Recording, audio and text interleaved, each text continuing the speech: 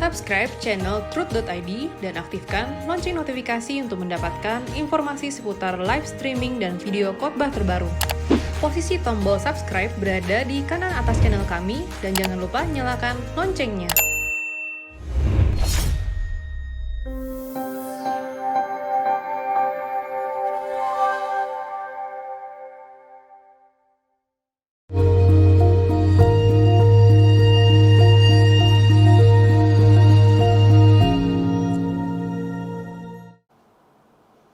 Shalom saudara, kita masuk episode 110, Anda bertanya Alkitab menjawab. Dari 0823 1223 1 dan seterusnya. Selamat malam Pak Era, saya mau bertanya, suami saya dapat pekerjaan sebagai perantara jual beli. Dalam pekerjaannya itu seringkali harus bagi jatah sana sini atau sogok. Apa ini perbuatan yang berkenan di hadapan Allah? Saya tidak tahu maksud sogok di sini apa. Kepada siapa? Dalam konteks apa? Tapi yang saya mau beritahu bahwa kita ada di satu tempat di mana yang namanya sogok atau apapun namanya itu sebagai unwritten law, hukum yang tidak tertulis. Sogok itu tidak selalu salah, asal tidak merugikan pemerintah. 2, asal itu bukan karena kita yang mau. Karena kadang-kadang, sering atau pada umumnya, orang yang menuntut kita. Sogok itu sebenarnya pemerasan dari pihak orang ke kita. Ya kan? Satu urusan. Kalau nggak kita bayar dengan lebih, nggak selesai suratnya, sampai mati nggak selesai. Kita diperas dia, kasih saja. Ya, kasih saja. Ini kita ada di dunia sudah rusak. Tetapi jangan sampai 1, merugikan pemerintah.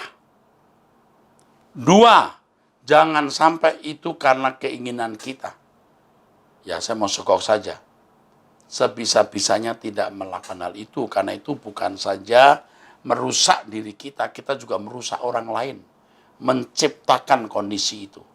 Kita harus menghilangkan segala bentuk gratifikasi dan suap atau korupsi. Masalahnya tidak semua orang itu mau diajak benar. Ada orang yang tidak bisa. Ya udah, itu namanya merampok kita. Relakan kau dirampok. Tapi jangan menciptakan suasana perampokan itu. Yang kedua, jangan sampai merugikan pemerintah. Oke. Ngomong gini capek, saudara, dunia kita rusak banget ya. 0812 1618 dan seterusnya. Salam Pak Eras, ini SMS kedua saya dalam Anda bertanya kita menjawab. Sebelumnya terima kasih ya Pak sudah menjawab pertanyaan saya yang pertama. Pak, saya ada mau tanya lagi di kitab Kejadian, apakah Tuhan menciptakan manusia pertama itu Adam dan Hawa saja? Saya jawab dulu ya. Ya, hanya mereka. Karena Alkitab mengatakan bahwa semua kita dari keturunan satu pasangan ini. Lalu mereka memiliki keturunan dan memenuhi bumi? Ya. Atau setelah menciptakan Adam dan Hawa, Tuhan juga menciptakan manusia lainnya? Tidak. Karena saya baca Alkitab tentang Kain setelah membunuh Habil kan dihukum. Tuhan jadi pengembara. Lalu Tuhan bilang setiap orang yang membunuh Kain akan dibalas 7 kali lipat. Nah, padahal kan pada saat itu manusia hanya ada Adam dan Hawa, Kain, dan mungkin anak-anak lain dari Adam, Hawa aja, Pak. Iya, umur manusia sampai 900 tahun. Sekarang usia 60 tahun saja bisa punya anak 24. Apalagi umur sampai ratusan tahun. Sudah punya anak. Oh, itu mungkin. Oke, jelas. Kalau orang tanya siapa sih istrinya Kain? Gampang, ibu Kain. Lalu orang-orang lainnya itu siapa ya Pak? Bertemu Kain. Nah itu kan sudah saudara-saudaranya juga.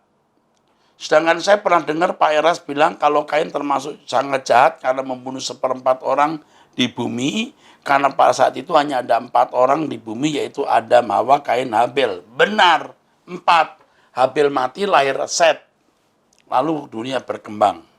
Tolong jawab ya Pak, saya sangat penasaran.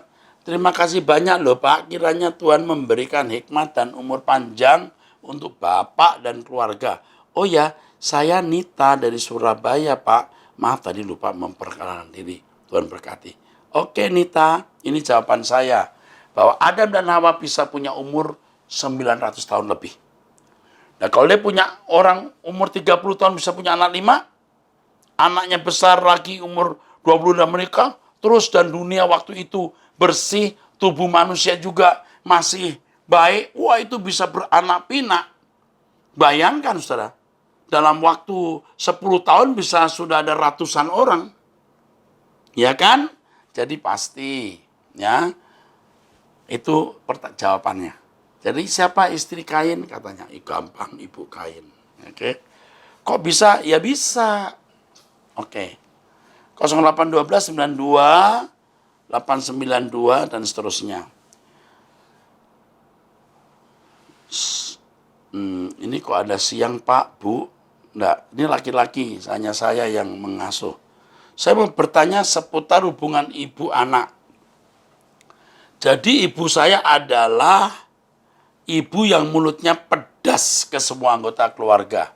Tapi ketika anak bereaksi dia cenderung marah dan mengutuki. Pertanyaan pertama, bagaimana pandangan Alkitab mengenai ibu dan anak tersebut? Menurut ibu tersebut, ibu mengutuki, membentak, memaki anak tidak dosa, tapi kalau anak sebaliknya berdosa. Apakah benar Alkitab melegalisir semua tindakan ibu? Tidak. Ini salah. Firman Tuhan mengatakan, jangan membuat marah anakmu. Artinya, jangan sampai anakmu marah karena kelakuanmu yang tidak membuat mereka jiwanya teduh. Hormatilah ayah dan ibumu, itu termuat secara implisit. Jadilah orang tua yang bisa dihormati.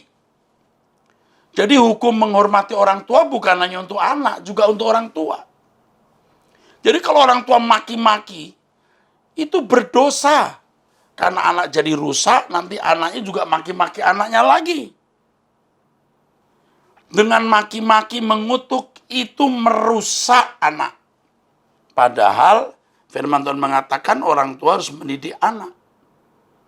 Nah sebaliknya kalau anak melawan orang tua, ya jelas salah. Jadi kalau sudah jadi anak, orang tua marah, tolong 1, diam. 2, diam. 3, diam. 4, diam. 5, diam. Diam, diam, diam. Oke? Diam, lalu memberi penjelasan yang santun pada waktunya. Ya. Kalau mama marah, sebentar saya jelaskan. Tidak mau tahu, ya sudah, mam saya jelasin dulu. Tidak mau tahu, ya sudah, diam. Setelah tenang, mam tadi maksudnya begini, begini. Tapi kadang-kadang orang tua nggak mau tahu. Tapi, sampai nggak logis itu ya. Orang tua begitu itu sakit. Jadi anak harus ngertiin, ya, ngertiin. Sembuhkan orang tuamu dengan sikapmu yang diam dan mengalah. Apakah benar Alkitab melegalisir semua tindakan ibu itu? Tidak. Ibu itu salah. Jadi orang tua tidak boleh begitu. Tapi jadi anak harus diam. Puji Tuhan. 08 13 15 888 dan seterusnya. Saya seorang jemaat di gereja di Tangerang. Saya diajarkan untuk ada dalam komsel. Dan saya boleh melayani kalau ada di komsel. Saya sangat setuju tentang konsep gereja mula-mula. Tapi saya tidak melihat esensi gereja mula-mula di komsel tersebut. Dan tidak mengalami pertumbuhan di dalam komsel tersebut. Nah ini masalahnya. Saya merasa komsel hanya buang waktu saya. Saya pikir sebaiknya saya menggunakan waktu saya untuk bersama keluarga saya. Saya tak berteman dengan mereka loh. Tidak bermusuhan. Hubungan kami baik-baik saja. Tapi saya disebut menghakimi dan harus membereskan hati saya. Pertanyaan saya adalah, apakah saya salah dan dosa kalau saya tidak mau bergabung di komsel itu? Yang pertama, kita bergabung di komsel bukan hanya untuk mendapat berkat, tapi juga memberkati. Jadi sebaiknya jangan meninggalkan komsel itu. Kasihan mereka. Anda belajar firman dari YouTube, dari saya, bagikan kepada mereka, ya. Oke? 2, apakah saya tidak bertumbuh kalau saya tidak melayani di gereja? Karena saya lebih suka melakukan pelayanan ke orang-orang sekitar saya, bukan di dalam tembok gereja. Saya tidak tahu Anda memang dipanggil Tuhan di mana. Apakah saya tidak bertumbuh kalau saya tidak main di gereja? Ya belum tentu. Di gereja pun kalau pengajarannya salah malah rusak. Ya. Tapi Anda bisa mendengar khotbah saya dan bertumbuh dengan benar, lalu Anda di gereja atau dimanapun untuk menjadi berkat bagi orang lain. Dan minta petunjuk Tuhan, sepatutnya harus di mana. Saya dikatakan menghakimi dan harus memeriksa hati saya, apa benar saya menghakimi? Menghakimi itu artinya menilai dan menyatakan salah atau benar, setelah itu menghukum. Itu menghakimi. Tapi kalau membedakan roh kitanya menilai, kita bisa mempertimbangkan itu salah atau benar, tapi kita diam. Itu membedakan roh. Tidak memberikan hukuman. Hukuman dalam bentuk kita maki-maki orang, atau kita jelekin orang-orang itu yang kita pandang salah. Kalau kita hanya diam, tidak menghakimi, kita hanya menilai. Nah itulah sebenarnya menghakimi itu. Menilai salah atau benar, sesat atau tidak sesat, itu tidak menghakimi. Tapi kalau sudah sampai menghukum dengan sikap, nah itu sudah menghakimi. Ya. Apakah melihat fakta bahwa esensi gereja mula-mula itu tidak di komsel berarti sama dengan menghakimi? Nah sekarang saya tanya Anda, apa sih esensi gereja mula-mula itu? Anda tahu emangnya? Itu masalahnya. Kalau Anda tahu, justru Anda mesti bagi di komsel itu. Esensinya apa gereja itu? Persekutuan, betul. Pengajaran, betul. Nggak ada. Anda punya nggak? Kalau Anda punya, Anda bagi. Kalau Anda ngerti apa itu esensi gereja mula-mula, dan Anda memilikinya, Anda bagi. Tapi kalau Anda melihat tidak ada esensi, lalu Anda pergi, kasihan komsel itu. Oke, pikirkan baik-baik ya. Memiliki hubungan baik dengan teman-teman komsel. Ini bukan masalah hubungan baik atau tidak. Anda menjadi berkat nggak untuk mereka? Tolong deh, kita nggak boleh egois.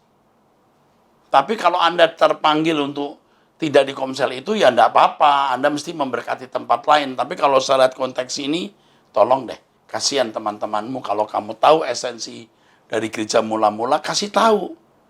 Ajarkan, bagi, sharing. Impartasi, tularkan. Gitu dong ya. Oke. Dari 0821147777 dan seterusnya. Salam Bapak Pendeta Erastus, sungguh saya berterima kasih atas khotbah-khotbah Bapak yang memperbarui cara berpikir saya. Yang saya mau tanyakan sekarang adalah mengenai hipnoterapi. Apakah Kristenan mengizinkan? Nah ini sudah saya jawab ini ya. Udah maaf sudah saya jawab. Jadi membisikkan kata-kata kepada anak kita waktu mau tidur itu bagus ya. Memang harus menyatakan kebenaran kepada anak-anak kita. Ya, makasih. Maaf ya, saya ini membaca pertanyaan itu spontan. Saya tidak membaca terlebih dahulu atau mempersiapkan jawabannya. Spontan. Maka kadang-kadang jawabannya kurang lengkap ya, minta maaf. Tapi nanti Anda ikut terus, orang bertanya pertanyaan yang sama, jawaban saya bisa lebih melengkapi. Jadi kalau saudara bertanya, mungkin kurang puas, tetapi nanti ada jawaban saya untuk pertanyaan yang sama dengan Anda lebih lengkap. Nah, saya bergantung pada pimpinan Roh Kudus saja. Maka sebelum kami mulai ini, kami biasanya selalu berdoa saya dengan tim, dengan kameramen dan lain-lain. Itu perlu dan saya takut kalau tidak berdoa. 0812450556 dan seterusnya. Shalom, puji Tuhan. Kami suami istri banyak alami perubahan. Dipulihkan Tuhan sejak mendengar dan belajar taat pada firman Tuhan. Lewat khotbah Bapak. Terlebih saat pandemi, tiada hari tanpa suara kebenaran. Puji syukur. Pengajaran Bapak tentang surga amat memberkati kami sekeluarga. Doa kami Bapak semakin diberi Tuhan penyingkapan rahasia firman Tuhan untuk diberitakan sebagai suara kebenaran. Tetap semangat Pak. Tidak usah terusik dengan yang lain. Toh akhirnya akan tersingkapkan mereka, haters.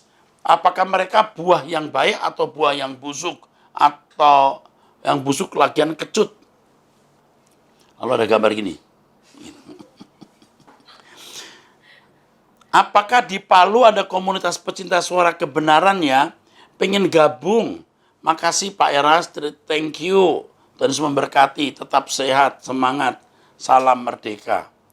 Waduh, di Palu ada, tapi saya tidak tahu alamatnya. Oke, saya pikirkan ya, bagaimana bisa membagi ini.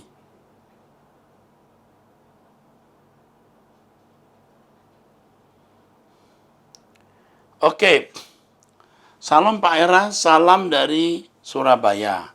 Pertama-tama thank you buat semua pengajaran Bapak yang menyadarkan saya bahwa jadi orang Kristen yang benar itu susah sekali. Mau hidup kudus, sempurna seperti Yesus, ini perjuangan yang berat. Perjuangan berat. Tapi saya mau belajar Pak untuk sempurna agar hidup saya berkenan. Doakan kami yang berjuang ini Pak. Saya mau tanya Pak, sebelum pandemi ini tempat usaha saya didatengin orang yang sudah tua berjualan nasi. Dan saya beli borong semua karena kasihan dengan jualannya. Dan nasinya saya beri buat pegawai-pegawai saya. Beliau biasanya datang sebulan sekali dan selalu saya beli borong semua. Kasihan modelnya udah sakit-sakitan Pak, tapi masih mau bekerja jualan nasi. Tapi Pak sekarang waktu pandemi ini usaha kami menurun. Tapi malah beliau datang seminggu sekali.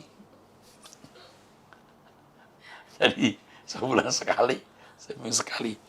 Saya pun tetap membelinya Pak, tapi terkadang daging ini mikir, waduh kok malah datang seminggu sekali dan tambah lama tambah banyak nasinya. Bisa sampai 50 pak. Tapi tetap saya beli borong semua Pak. Saya bagian nasinya ke pegawai sebelah-sebelah tempat usaha saya. Tapi puji Tuhan sih Pak, berkat dari Tuhan ada terus saja. Ada terus, saya tidak sampai kekurangan. Aku terharu, karena ini juga saya lakukan. Kita itu ya, aduh Pak tolong ini dimunculkan di Instagram Bapak atau anak saya biasanya, saya nggak mau. Tapi anak saya suka Instagramnya. Aduh, apakah ini yang dinamakan anggur yang tercurah, roti yang terpecah ya Pak? Ya.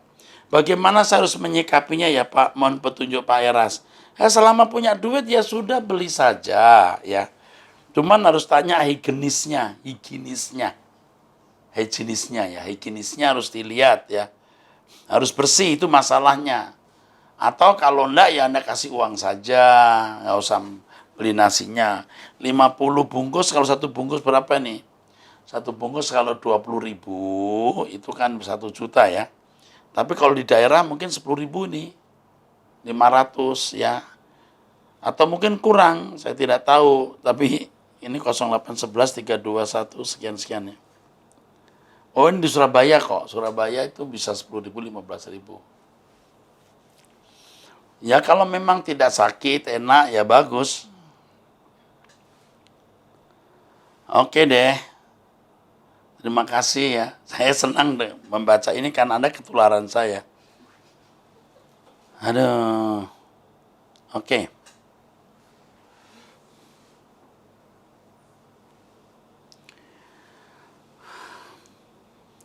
Ini 0812940941 dan seterusnya. Salam Pak Eras, Pak, apakah sebagai seorang pengajar di sebuah sekolah tinggi teologi boleh melecehkan agama lain di media sosial?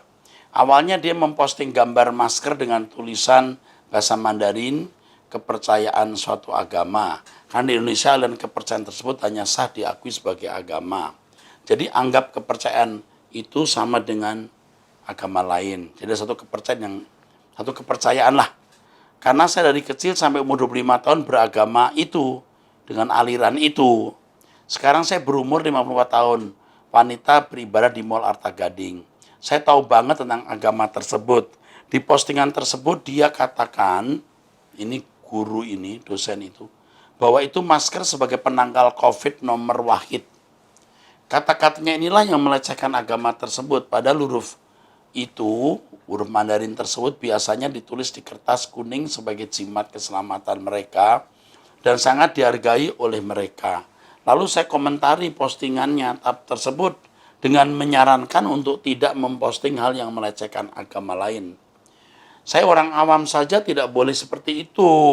Apalagi dia sebagai pengajar di sekolah tinggi teologi. Lalu dia marah dan unfriend saya. Itu tidak masalah bagi saya. Yang masalah kok sebagai pengajar STT kelakuannya begitu. Aduh, ini kacau. Saya harap orang seperti itu jangan diangkat jadi pendeta, Pak. Mesti benar-benar digumuli dalam doa, ya. Ya nggak tahu. Asal Bapak tahu saja ini namanya jangan dibacakan, ya Pak. Awalnya saya respect dengan postingannya yang suka lelucon dan memberkati. Tapi kali ini leluconnya sudah kebablasan. Saya pikir karena mungkin diakui oleh kalangan teman-teman Facebooknya. Dia merasa lebih tahu dari saya, padahal sok tahu. Karena saya 25 tahun di agama tersebut. Aduh, pastinya lebih tahu dari dia. Maaf Pak, laporan yang tidak enak karena saya tidak mau haters memakai hal tersebut untuk mendiskreditkan gereja sinode orang itu. Terima kasih. Aduh, kepada ibu usia 54 tahun ini saya berterima kasih. Kalau saya kenal orang ini, saya akan ingatkan nanti, saya akan tegur ya. Saudara, ini pelajaran buat yang lain. Kita jangan sedikit pun menghina agama lain. Apakah agama minoritas atau agama mayoritas. Kalau kita ada di Manado, lalu banyak minoritas kan, jangan sewenang-wenang dengan minoritas. Kita di Kupang, mayoritas Kristen, lalu ada banyak orang yang beragama non-Kristen. Lindungi minoritas.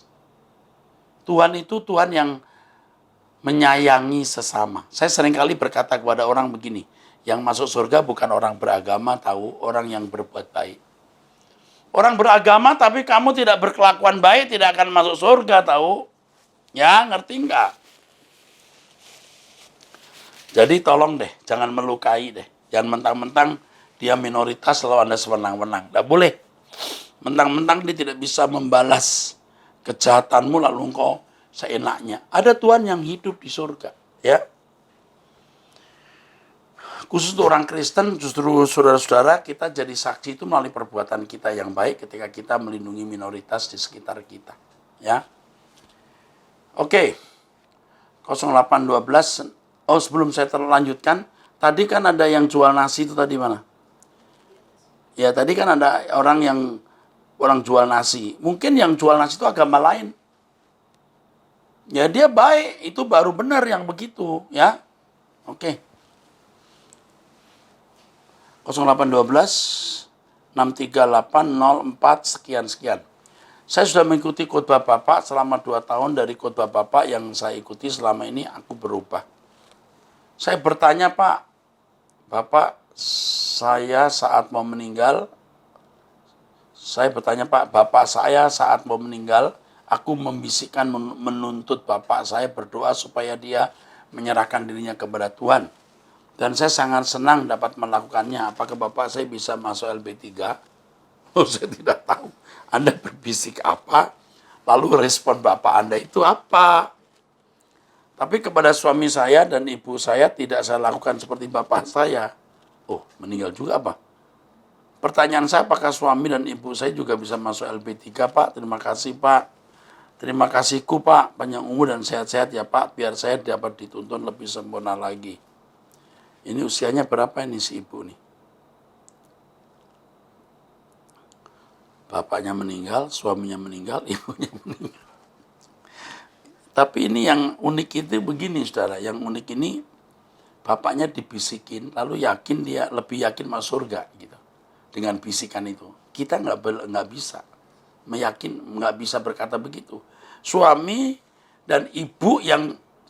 maupun ibu yang tidak mendapat bisikan, kalau kelakuannya baik, ya masuk surga juga, saudara. Kalau kelakuannya baik, walaupun jadi anggota masyarakat.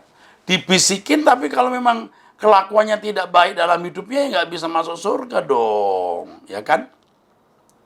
Oke. Saudaraku sekalian, ini penting sekali ya. Saya teruskan ya, saudaraku. Ya, saya teruskan ya. Saya teruskan, oke. Saya sudah mengikuti khotbah Bapak selama 2 tahun. Dari khotbah Bapak yang saya ikuti selama ini, aku berubah. Saya bertanya, Pak, Bapak Oke deh. Oke, ini sudah ya. Jadi ini saya nggak bisa menjawab Bapak Anda, Ibu dan suami Anda masuk surga atau tidak. Ya. Saya tidak bisa menjawab ya. Karena saya tidak tahu kelakuan mereka pada waktu masih hidup. Ya. Saudaraku, kita akan teruskan dengan 0813 6562 119. Salam Pak Era, saya mendengar, saya semenjak gadis setia memberikan perpuluhan sampai saat ini, tapi dalam beberapa bulan ini saya tidak lagi memberikan ke tempat saya beribadah, tapi saya mengirim ke beberapa hamba Tuhan yang saya kenal, mereka ada dalam keterbatasan. Ya. Bersalahkah saya Pak? Terkadang saya bingung mengenai perpuluhan. Saya berusaha mencari tahu dengan mendengarkan khotbah, termasuk khotbah Bapak. Ada beberapa hamba Tuhan katakan harus diberikan di mana kita beribadah, dan ada yang katakan bahwa perpuluhan itu bukan milik Lewi saja tapi juga orang asing, janda dan anak yatim piatu. Bisakah perpuluhan itu kita bagi Pak? Waduh. Sebenarnya menurut firman Tuhan yang benar bagaimana Pak? Terima kasih Pak, saya bersyukur bisa mendengarkan khotbah-khotbah Bapak yang membuat saya semakin lagi dekat pada Tuhan. Doa saya kiranya Tuhan terus pakai Bapak menjadi teladan yang hidup bagi kami. Oh, ini orang baik. Tetapi Anda harus belajar apa itu perpuluhan. Dan saya tidak bisa menjelaskan dengan dalam waktu yang singkat. Nanti malah salah. Tapi intinya begini ya, kita itu segenap hidup milik Tuhan. Udah jangan hitungan deh. Ya, jangan hitungan. Minta pimpinan Tuhan. Bagaimana mengelola uang kita, harta kita untuk Tuhan. Oleh sebab itu Anda dengarkan khotbah saya mengenai perpuluhan di YouTube, sudah ada. Ya, ingat khotbah saya mengenai perpuluhan di YouTube. Dan bila perlu bukunya, nanti akan dihubungi oleh staf saya untuk mendapatkan buku saya. Atau Anda beli di Tokopedia kalau nggak salah ya, ada ya. Oke. 0815 9683 dan seterusnya, wanita umur 37 tahun. Salam Pak Era, saya seorang perempuan umur 37 tahun. Saya 2 bersaudara dan saya anak pertama, memiliki adik laki-laki berusia 30 tahun. Saya sedih sekali Pak karena di usia adik saya itu tidak sesuai yang seharusnya. Dia sangat tertutup bahkan sama saya sekalipun. Dia suka main game sampai lupa waktu, sering sampai tengah malam. Susah untuk dinasihati, tidak perhatian sama orang tua, banyak hal yang tidak mau dia ceritakan. Menurut saya dia sangat introvert. Di tahun 2010 sampai 2018 dia tinggal di Lampung meneruskan usaha ayah saya. Selama di sana dia tinggal tidak jauh dari beberapa saudara. Tahun 2019 saya ajak dia ke Jakarta untuk tinggal dengan saya sekaligus untuk kuliah, karena saya berharap siapa tahu dengan tinggal sama saya dia akan lebih terbuka pikirannya. Dengan semua kepribadian yang dia miliki, membuat dia sendiri tidak bisa mengambil keputusan-keputusan dalam hidup yang kadang malah menyusahkan diri sendiri. Di Jakarta saya ajak dia ibadah di Arta Gading. Saya pikir pelan-pelan bisa berubah karakternya setelah ikut gereja ini, GSKI Arta Gading. Tapi ternyata usaha saya sia-sia Pak. Setiap malam bila saya berdoa, saya sering menangisi keadaan adik saya. Saya sudah berusaha untuk menjadi contoh yang baik buat dia, tapi saya gagal. Belum, saya kasih tahu, belum tentu ini gagal ya. Belum, bukan tidak, belum. Saya sudah mencoba minta tolong sama saudara yang lain, yang seumuran dengan dia, beberapa ada yang mau membantu, tapi tidak bisa menembus sifat tertutup adik saya. Suatu hari saya ajak dia ke psikiater Pak, hampir 3 jam kami berbincang.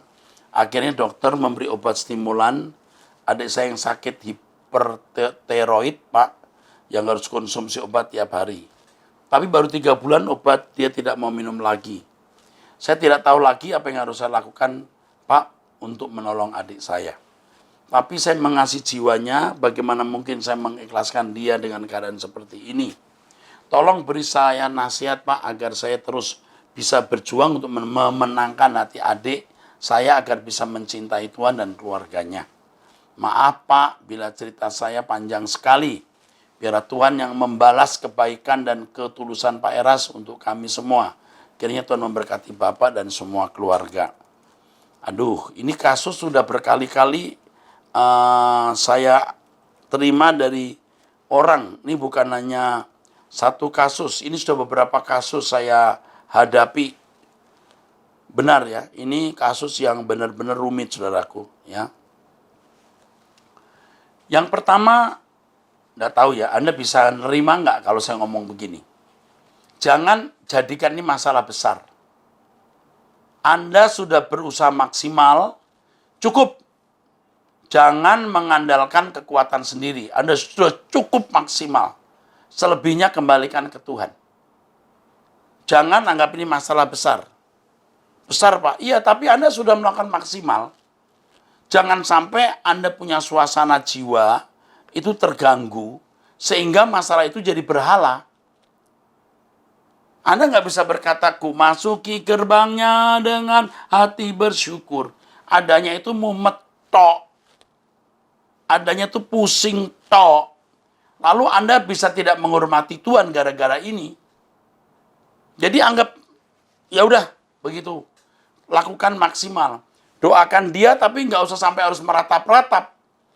Tuhan emangnya harus disogok dengan ratapan? Nggak bisa. Anda serahkan dalam tangan Tuhan, minta hikmat, lalu jalani tugas yang lain. Jangan sampai tugas yang lain jadi berantakan gara-gara satu oknum itu. Yang kedua, jangan Anda bersikap kasar kepadanya dan sikap memaksa. Nggak boleh. Tetap aja dinasehati dengan teduh dan minta hikmat Tuhan. Udah usaha semaksimal mungkin. Sementara waktu ini dulu. Kalau saudara mengasihi Tuhan, kalau Anda mengasihi Tuhan ya, kalau ses mengasihi Tuhan, Tuhan pasti mengasihi orang yang Anda kasih. Sekarang yang kita lakukan hidup suci. Hidup tidak bercela. Rindukan kerajaan surga. Itu dulu. Nanti orang-orang yang kita kasih, kok dikasih Tuhan. Saya di samping Anda. Saya gembala sidang Anda, bukan? Karena Anda pergi ke Arta Gading ini tadi. Saya akan mendampingi Anda.